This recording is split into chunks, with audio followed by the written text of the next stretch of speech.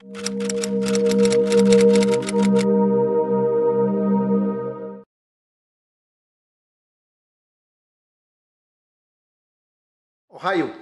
おはようございます。元気ですか？はい、どうも元気です。おたくさんは元気？はい。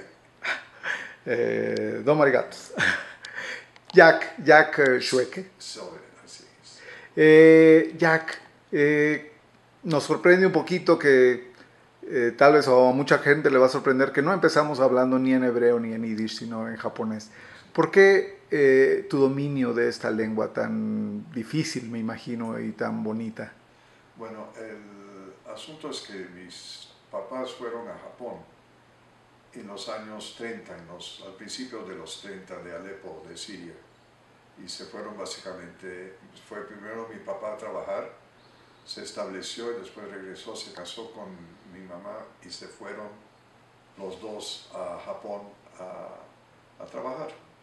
Entonces, nosotros somos 4 hermanos, todos nacimos en el Japón, entre el 38 y el 45. Así es, cuando uno nace en un lugar todo se le vuelve natural.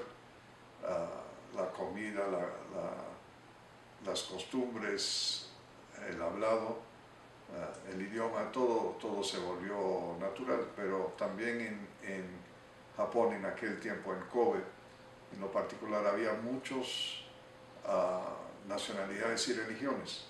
Entonces, obviamente, la gran mayoría era japoneses.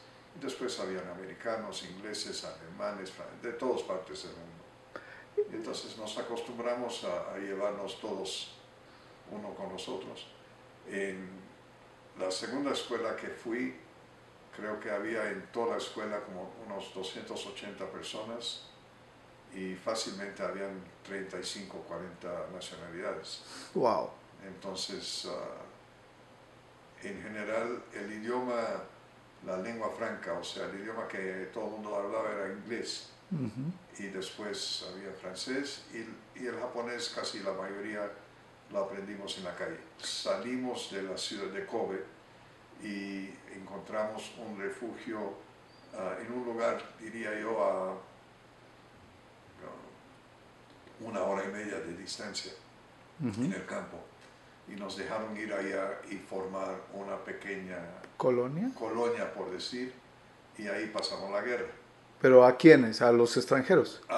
Habían varios extranjeros, mayormente judíos en esta colonia y mayormente del Medio Oriente, aunque sí había un alemán, un holandés y el resto eran de Irak, Siria, de los países del Medio Oriente.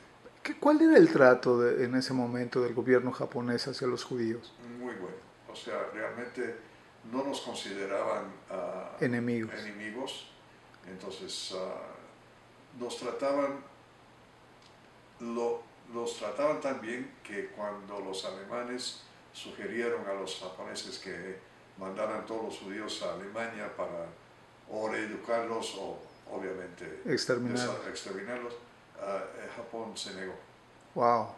Entonces no mandaron ningún judío afuera por su religión y nos trataron como personas no en guerra con Japón. Bueno, obviamente Japón es el país natal, Israel es mi país, no necesariamente, Israel es mi lugar y Japón, todavía tengo mi mamá que vive ahí, vamos con cierta frecuencia y me siento muy cómodo en Japón. Bueno, hoy día hay muchos extranjeros, por decir, que hablan un japonés muy bueno. En aquel tiempo había muy pocos y básicamente cuando hablo en japonés se dan cuenta que muchas de mis palabras y frases son antiguos. Así es. No sé qué ejemplo, por ejemplo, en vez de decir cámara digo máquina fotográfica y claro. Esa palabra ya no sé, o sea, todas las palabras de computación tengo que irlo ingeniando. Y mi papá murió ahí de hace como 20, ¿qué será? 24, 25 años. y está enterrado en Japón. En Kobe hay un cementerio judío y hay un cementerio para extranjeros, dentro del cual hay una sección judía que es justo al lado de los musulmanes. Wow. Y ahí no tenemos realmente, nunca tuvimos y no tenemos problemas entre los musulmanes, los judíos, católicos, hindús. Como siempre éramos minoría, todo el mundo aprendió a llevarse uno con el otro y no buscar. Pero de repente hay uno que otro que son un poco más agresivos, pero Japón no lo permite. Wow. Oye, escuché que tu mamá tiene una especie de museo en Kobe. Tenía un museo. ¿De qué? Y cuando nada más era un ejemplo de cómo vivían los extranjeros en Japón antes de la Segunda Guerra Mundial. Okay. Y un poco después de la Segunda Guerra Mundial. Y estaba muy activo. El museo tenía muchos visitantes, mucha gente que iba. Pero ya cuando con la edad se tuvo que dejar. Era mucho trabajo.